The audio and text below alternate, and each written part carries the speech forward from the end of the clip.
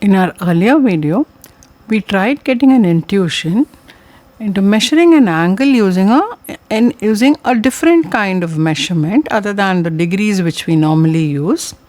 So we tried saying that if an angle is measured by the number of rotations the terminal side performs. So this is the initial side of an angle.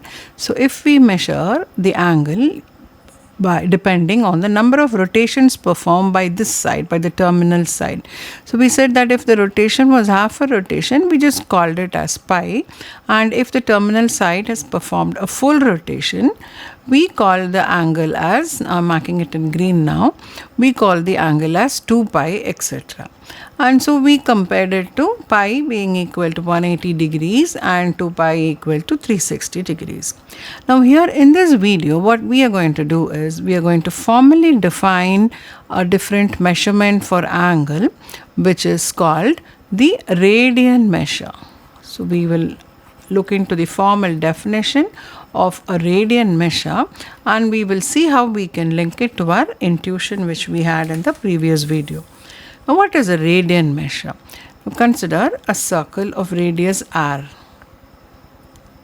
Let this be a circle and let r be the radius of this circle. So how is a radian defined? A radian is the angle subtended by an arc of length r. An arc of the same length as the radius of the circle. The angle subtended by an arc of the same length of the radius is defined to be equal to 1 radian. So I'll write it for you so that you understand it better. In a circle of radius r, in a circle of radius r, an arc of length r, an arc of length r subtends an angle equal to 1 radian. 1 radian. This being the formal definition, let us look into it further to understand it better. So what if one arc of length r subtends 1 radian? What would happen if there was another arc of length r, so one more arc of the same length equal to the radius of the circle? So how many radians would that subtend? Now we have seen in our one of our videos here that equal arcs in a circle subtend equal angles at the center. We have proof for this. So any arc of length r would subtend 1 radian. So this also subtends 1 radian. So 2 radii of a circle would subtend 2 radians at the center.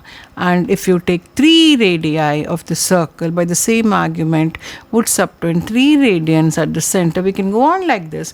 But how many radii are there in one circumference of the circle? Can we anyway by any means find this out? How many radii are there are in this circumference? How many radii? So can you make a guess? What is the circumference of the circle of any circle? The circumference of any circle is equal to 2 pi r. So can I say that there are 2 pi radii in this circle? Isn't it? So can I say that there are 2 pi radii in the circle? And so there are totally 2 pi radians subtended at the center. So 2 pi radii subtend 2 pi radians at the center. Or if you don't get along well with this argument, there's something very easy for you. I'll just continue like this. 2r makes 2 radians, 3r makes 3 radians. So 2 pi r makes 2 pi radians at the center. So this, I think, would be easily understood by all, isn't it? So there are totally 2 pi radians subtended, or the total angle at the center is 2 pi radians. Now doesn't it just match with the intuition which we had in our previous video? What did we see there? We saw that in any circle We just assumed that in any circle, half the rotation was assumed as pi. So if this half the rotation, in fact, we didn't consider a circle at all. We just said that any angle, if this is the initial side, if the terminal side rotates and makes half a rotation, we call the angle as pi.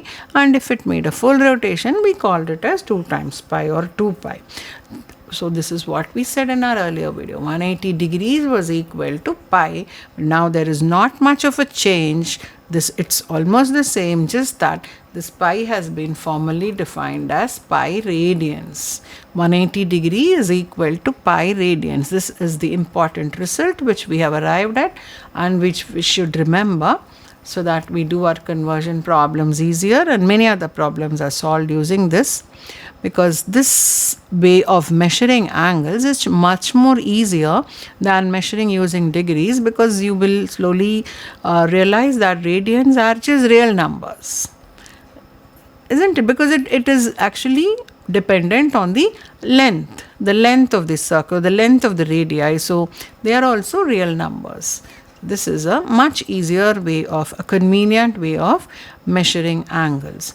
So what the take home is, 180 degrees is equal to pi radians, and try to remember it using the intuition which we had in our previous video, instead of recollecting this whole definition, though the definition is quite important.